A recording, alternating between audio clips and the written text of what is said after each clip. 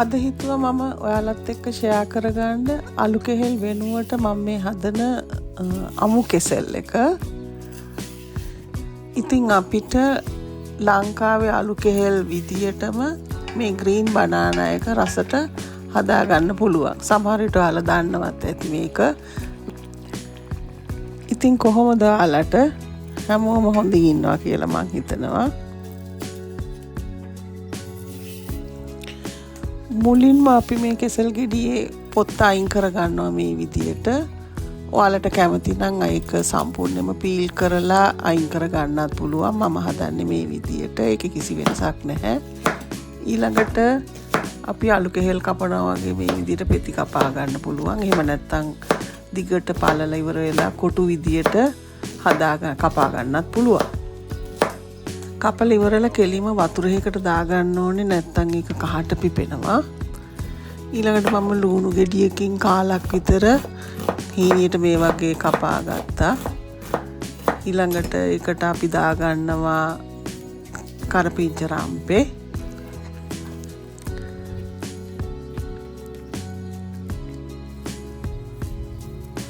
සුදු ලුණු බික් 3ක් විතර පෙති කපලා දාගන්නවා. මගේ ළඟ අවු මිරිස් නැති හින්දා මම මේ රතු මිරිස් කරලක් දැම්මා මේකට.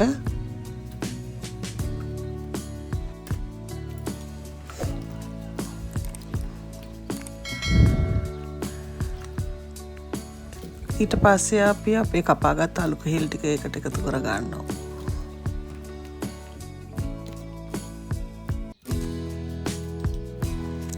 දැන් තියෙන්නේ අවශ්‍ය 3-5 ටික දාගන්න. මං ඉස්සෙල්ලාම ලුණු ටිකක් දාගන්නවා රස අනුව. ඊළඟට කහ කුඩු.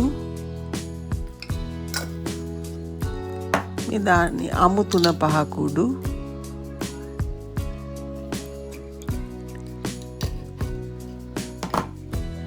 ඊළඟට මම මේකට සූදුරු කුඩු ටිකකුත් දාගන්නවා. මේ දාපු ප්‍රමාණය මම පහලින් දාලා තියන්නම්. ඊළඟට මිරිස් කුඩු යාන්තමට ටිකක් දාගන්නවා.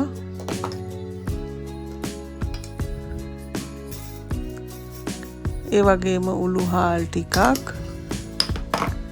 කුරුඳු පොතු කෑල්ලක් දාලා මේක කලවම් කරගමු.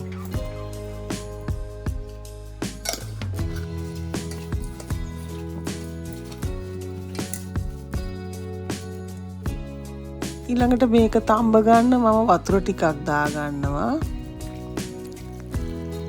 ගොඩක් වතුර අවශ්‍ය වෙන්නේ නැහැ. හරි ඉක්මනට මේක තැම්බෙනවා. ටිකක් දාගත්තම ඇති. දැන් මේක අපි ලිපේ තියාගමු.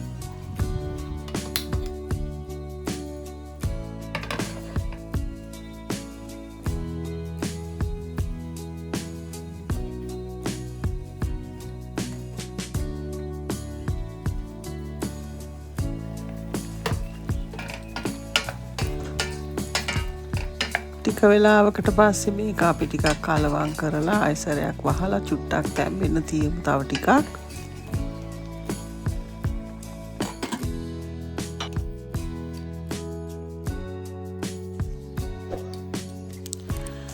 ඒ අතරේ මම අබ ඇට තේ හැඳි භාගයක් විතර ටිකක් කොටා ගන්නවා. කුඩු කර ගන්නවා අපි මේ විදියට.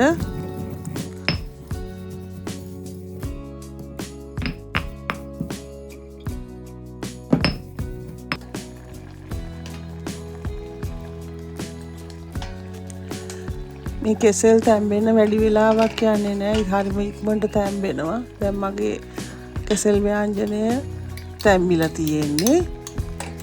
ඊට පස්සේ මම මිටි කිරි කෝප්ප භාගයක් විතර මේකට එකතු කර ගන්නවා.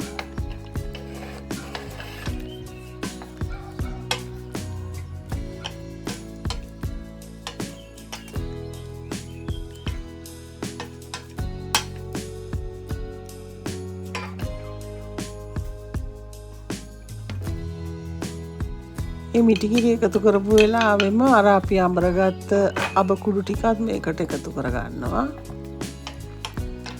අඹ කුඩු එකතු කරාම අමුතු රසක් එනවා මේකට.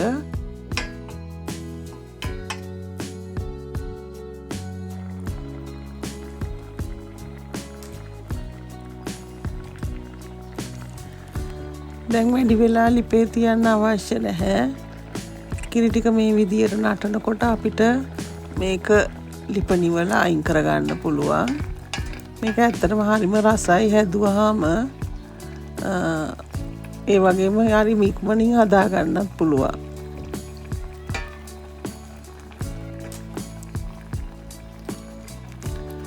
මම ඉතින් ටික රස බැලුවම ලුණු මදි වගේ තේරුණා.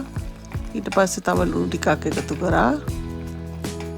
ඉතින් අලු කෙල් හොයාගන්න නැති අයට මේ බනානා එක අරගෙන ඉවර වෙලා මේ විදියට රසට හදාගන්න පුළුවන්. මං හිතනවා ඕගොල්ලොත් මේක try කරලා බලයි කියලා.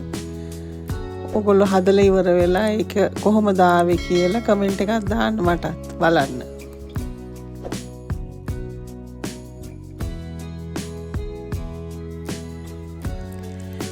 ඉතින් හැමදාම කියනවා වගේ ඔයාලා මගේ channel එක subscribe කරන්නත් අමතක කරන්න එපා. අපි ආයෙත් හම්බ වෙමු තවත් රසවත් කෑමක් එක්කලා. ඔයාලා හැමෝටම සුබ දවසක්.